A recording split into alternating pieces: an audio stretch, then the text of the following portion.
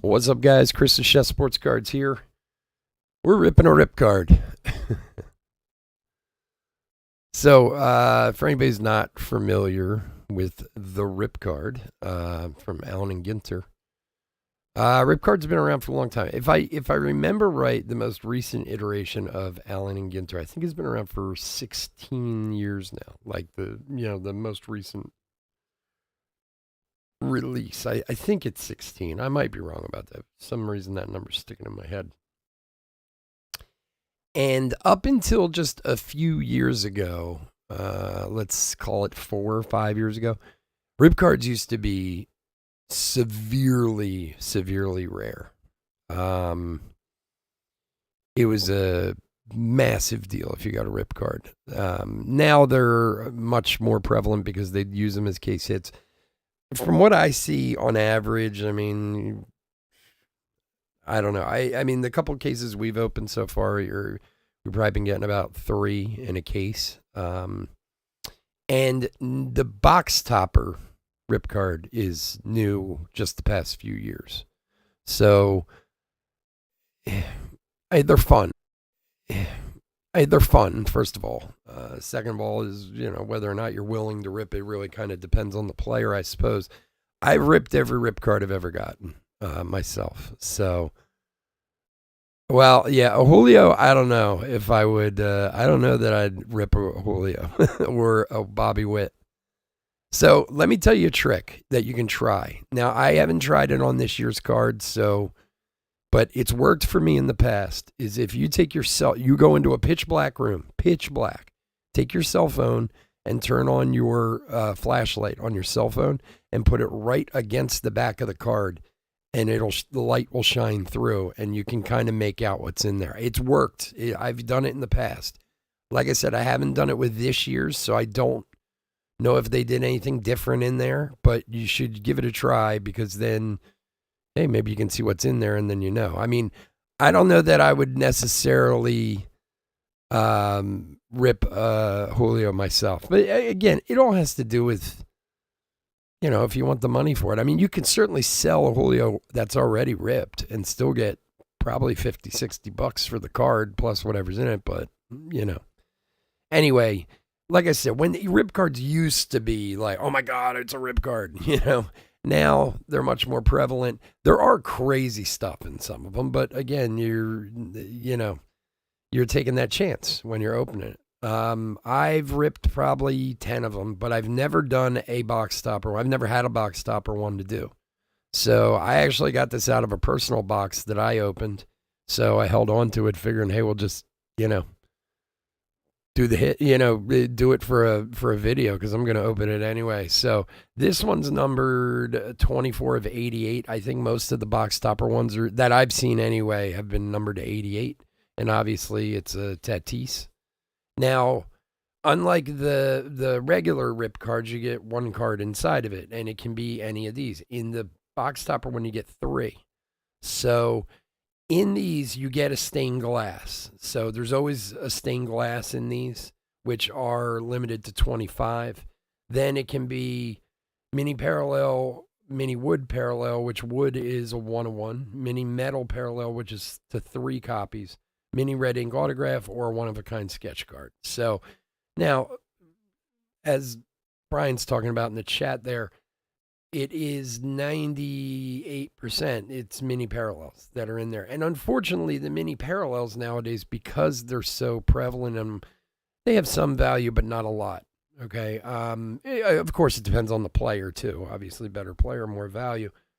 Like I have a 2015 Mike Trout super short print out of a rip card, which, holds a lot of value because they were much more rare back then. But so anyway, if you haven't seen a rip card or haven't had the opportunity to open one, they do a little like cut piece in it. It's really, really hard to see, but it's right here.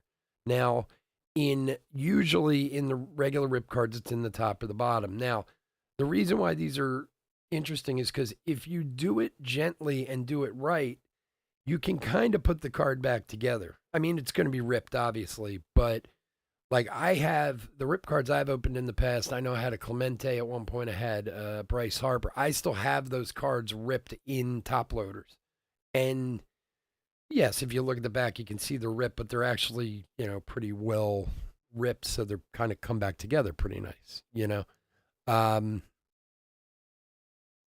well, you know what, Brian? In your case, your card's worth a lot more. So that, like I said, that's kind of what it comes down to. Now, the theory behind it is obviously the bigger and more expensive the card is worth, the more chance you're taking. But it should also be a higher prospect that there's a better card in there. But I don't think they do it that way. I don't think they care. I think it's completely random what gets shoved in these. So, you know, you can open a 1/1 Julio Rip card and get a short print of Frank Thomas, and then open a George Brett to 99 and get a 1/1 autograph. So I don't really think it matters. But either way, let's rip this one and see what we find. I'm not particularly worried about sustaining this card. It's not like I'm. So if I damage it, I'm not that worried about it. I'm more interested in what's inside. All right, let's get this out of the way.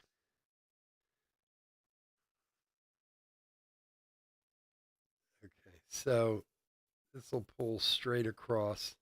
As you can see, there's card peeking there already.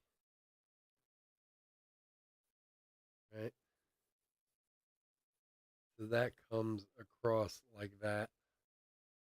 Then again, if you're gentle, which like I said, I'm not that concerned with the condition of this card afterwards. You pull these up. My worry is though, well, that's weird. It's two Shohei cards. I guess both. That's strange if it's the same short print. Maybe one's autographed. Who knows? Maybe I got really lucky. The other thing is wanting to get these cards out of here without damaging the minis. Screw it. I don't care. So we have two Shohei cards, which I theory would think, hey, maybe one of them's autographed, but who knows? All right, here's the first one. So Otani short print.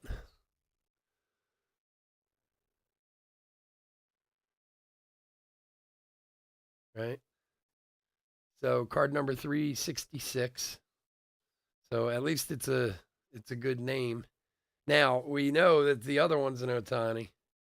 The only way this is going to be good is if it's, which it's good to get an Otani, but if it's autoed would be friggin' awesome. Not imagining it will be, but who knows? Let's see. No, it's just the same exact card twice. Again, as I said, I think they just randomly stick them in, and somehow I randomly got two of the same one.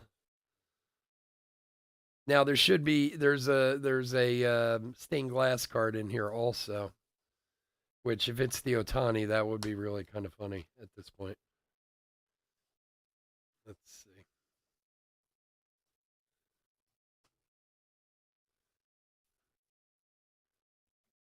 No, it's not Otani. It's a Lindor. I do like the stained glass cards a lot. I think they're very cool. Just putting that on there so you can kind of see it. But so the Lindor and two of the exact same Otani cards.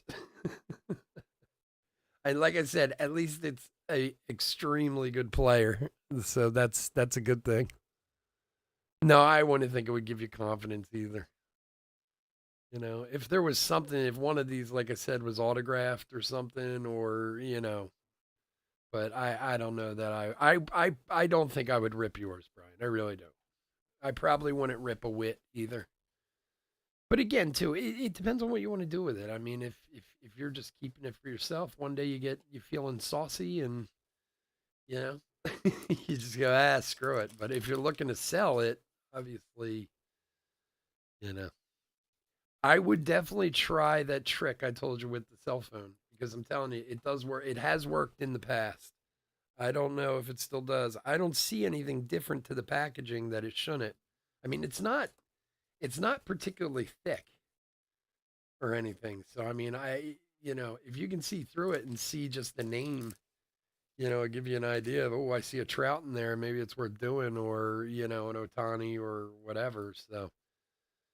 So I will go online and see how much the Otanis are worth. Probably sell them, most likely. And the Lindor, I'm sure I'll keep and stick in my collection because I actually don't have any stained glass cards at all. I've never gotten one before. That was part of the reason why I wanted to rip this one open because I wanted the stained glass card for my collection, just to say I had one. So, so I don't know. What do you guys think? Does a Tatis 88 equal up to these three cards? I honestly have no idea what the Otani sell for, but I can't imagine. I don't know. It is really weird that it's the same two cards. But that just shows you about the collation and how they really don't. I just think it's completely random. So I don't think, like I said, you would think a Julio Rodriguez like Brian has would have something good in it because it's a rookie J Rod, but I think it's just completely random. So anyway, but there we go. I'll stick this Tatis somewhere, keep them sitting by. But so there is our box topper rip card. That's what we got out of it. So I hope you guys enjoyed it. If you did, hit that like button. Yeah, Tatis is way down. I wouldn't have sold it anyway. So I mean, I didn't really care about the value of it either way. I just wanted to do it. So like I said, I've always ripped every rip card I've ever gotten, so it's not really a money thing. So, but anyway, all right, guys. Well, everyone have a wonderful Thanksgiving, and I will see you guys all next weekend. Take care.